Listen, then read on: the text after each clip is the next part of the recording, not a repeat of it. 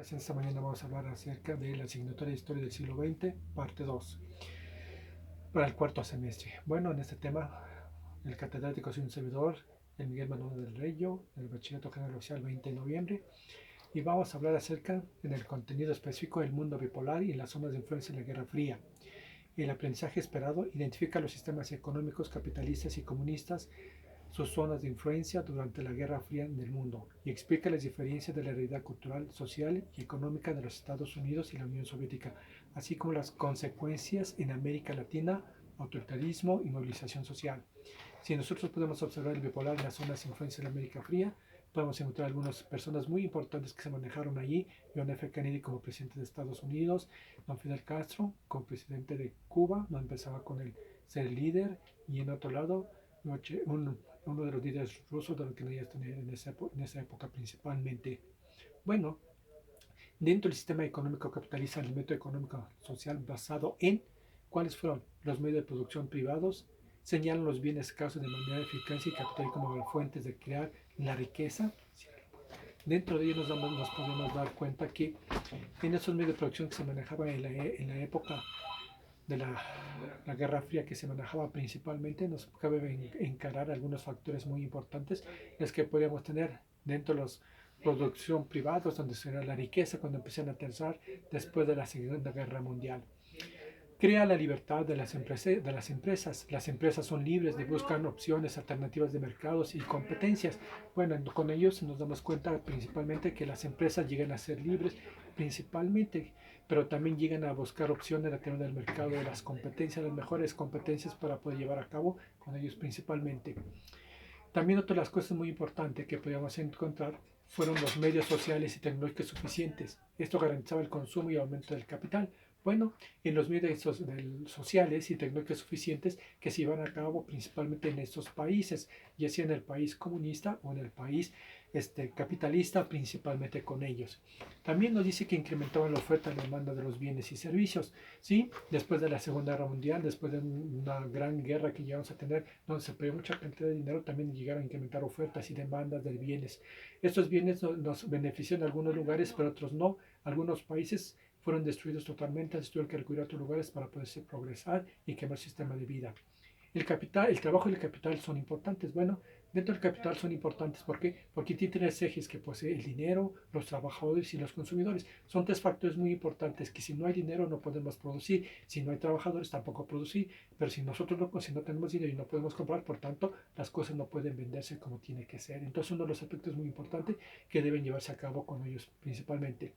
También dice que fomenta la iniciativa para obtener beneficios a futuro. Bueno, nos damos cuenta que las empresas o las industrias que empezaron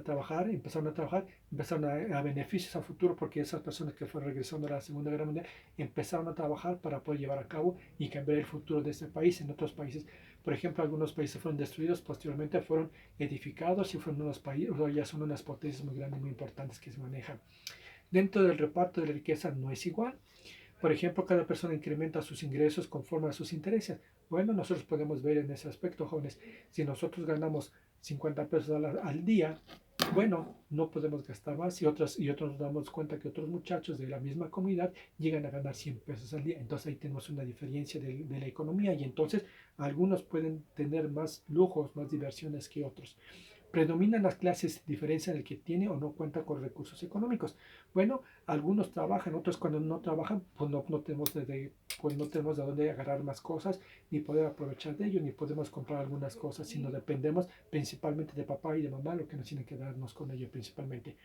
Dentro de la zona de influencia del capitalismo durante la Guerra Fría en el mundo, vamos a encontrar que hubo dos aspectos muy importantes. Por ejemplo, Estados Unidos, la Gran Bretaña, Francia, Dinamarca, Portugal, Alemania Federal, Bélgica y Luxemburgo, Italia y Turquía ofrecieron apoyo a los países creando ciertas dependencias económicas a su favor, si lograban que los países latinoamericanos redujan poco a poco sus relaciones internacionales.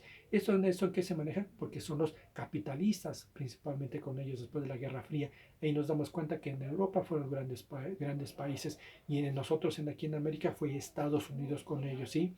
Lo que son los países capitalistas. Pero también vamos a encontrar un sistema económico socialista, el socialismo, ¿sí? Defiende las propiedades colectivas frente al concepto de propiedad privada en los medios de producción y distribución. No existe la producción privada. Por ejemplo, ahí todos trabajan, a todos les pagan igual. Todo es para todos, no es para nada, sino es muy diferente el capitalismo al socialismo. La sociedad justa y solidaria libre de la clase social. ¿Sí? Ahí, por ejemplo, la clase social, aquí nos vemos que son los ricos, los pobres, los bajos. Ahí todos a la par, no hay ninguna una cosa diferente. El reparto igualatorio de la riqueza. Bueno, por ejemplo, ahí les dan de comer a la semana, a la familia, o al mes les dan ciertos medicamentos, ciertos alimentos que deben tener y deben tenerlo. Mientras que en el capitalismo no, en el capitalismo cada quien come lo que quiere. Aquí en el socialismo, o en el socialismo no lo es muy diferente. Por los medios de producción pertenecen al Estado, ¿sí? Ahí es un aspecto muy importante. En ese aspecto nos damos cuenta que el gobierno es el que gobierna, el que da las industrias, el que va pagando, haciendo todo eso. Él da las mismas que se producen, él es el que las vende con ellas. En la etapa anterior, eso era al comunismo lo que se manejaba principalmente. Dentro de esos factores que podemos entrar, la zona de influencia del socialismo durante la Guerra Fría del mundo. Por ejemplo, del socialismo vamos a tener Rusia, Checoslovaquia, Hungría, Rumania, Bulgaria, Polonia, Alemania, Albania, China, Vietnam del Norte, Corea del Norte, Mongolia y Cuba. Son los países que pertenecen al socialismo. En la actualidad, por ejemplo, Cuba es un país que está en Latinoamérica y es comunista, ¿sí? Es lo que tenemos que ver. China es otra potencia muy grande que estamos teniendo también dentro del comunismo. Vietnam del Norte también lo tenemos y Corea del Norte son países que hasta la fecha son grandes países, grandes potencias militares y económicamente que están llevándose a nivel mundial. El sistema económico del comunismo es ideológico. Predomina las igualdades sociales, la colectividad, antepone intereses colectivos a los ideales. Las riquezas personales es egoísta, optimizan el bien común. El gobierno regula la actividad económica. Los medios de producción colectiva por parte del Estado suelen elegir los candidatos comunistas. Ahí nos damos algunas cosas que se manejan dentro del comunismo, lo que podríamos tener, la riqueza personal, ¿no?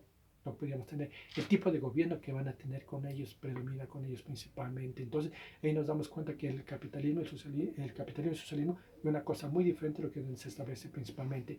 Pero también podemos entender diferencias de realidad cultural, social y económica de los Estados Unidos y la Unión Soviética. Por ejemplo, la realidad cultural, la realidad económica y la realidad social. ¿Qué va a pasar con Rusia? Bueno, se originó unas tribus esclavas de origen europeo, ¿sí? Por ejemplo, ahí conservan todas las tradiciones que deben tener con ellos principalmente. Son ciudades multiculturales que defienden la influencia americana, ¿sí? Bueno, pues supuestamente a veces se dan cuenta cómo está América y ellos tratan de imitar a veces lo que tiene que hacerse, lo que podemos ver en Rusia. Dentro de la economía, bueno, dentro de Estados Unidos estamos ido imponiéndose otros países gracias al impacto de cine y televisión, tiene influencia para la manera de pensar y de vivir. Ahí nos damos cuenta que piensan muy diferente y se actúa muy diferente entre los que son los comunistas y lo que era Estados Unidos o los rusos en esa época en la Guerra Fría. Durante la realidad económica, se dice la sexta económica mundial, son sociedades multiculturales, participan del sector privado y predomina la pobreza. Es una de las cosas muy importantes que se maneja, a pesar de que producen muchas cosas, pero llegan a tener la pobreza muy fuerte en el comunismo.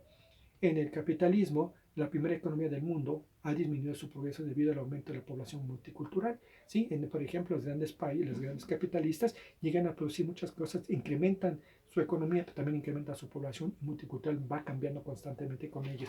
Dentro de la red social, vinculan las herencias del periodo soviético, tiene dificultad en la cultura occidental, promoviendo el consumismo y el materialismo. Si nos damos cuenta, por ejemplo, cuando vienen los Juegos Olímpicos, nos damos cuenta que los comunistas cuando vienen pocas personas, no compiten mucho, pero siempre con el objetivo de sacar una medalla de oro para recibir una gratificación. Y no les privan de esas cosas tan importantes. Mientras que en el capitalismo aumenta la violencia con el permiso de portar armas por la desigualdad social, tiene gran flujo de inmigrantes ilegales y comunismo excesivo. Entonces, si nos damos cuenta que aumenta mucho la violencia, nos estamos dando en la actualidad qué pasa, estamos escuchando que en Estados Unidos, en cualquier parte del mundo, siempre ha sido una violencia que se maneja con ellos principalmente. La desigualdad social, sí, nos hemos escuchado, por ejemplo, lo que pasó con la votación de Estados Unidos con el presidente actual que tenemos, el presidente pasado, cómo era la desigualdad social, cómo se está viéndose con ellos principalmente, cómo ven a los latinoamericanos viviendo en el capitalismo en Estados Unidos, son rechazados principalmente. Y tiene un gran flujo de inmigrantes ilegales, ¿sí? Si encuentran a personas ilegales, lo regresan a sus países. El chiste ya no tendrá tanta gente ahí y el consumismo excesivo.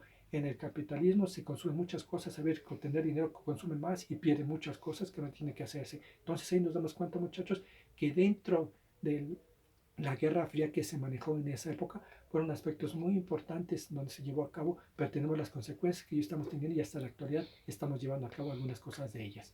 Esperando, muchachos, que les haya entendido esto. Gracias.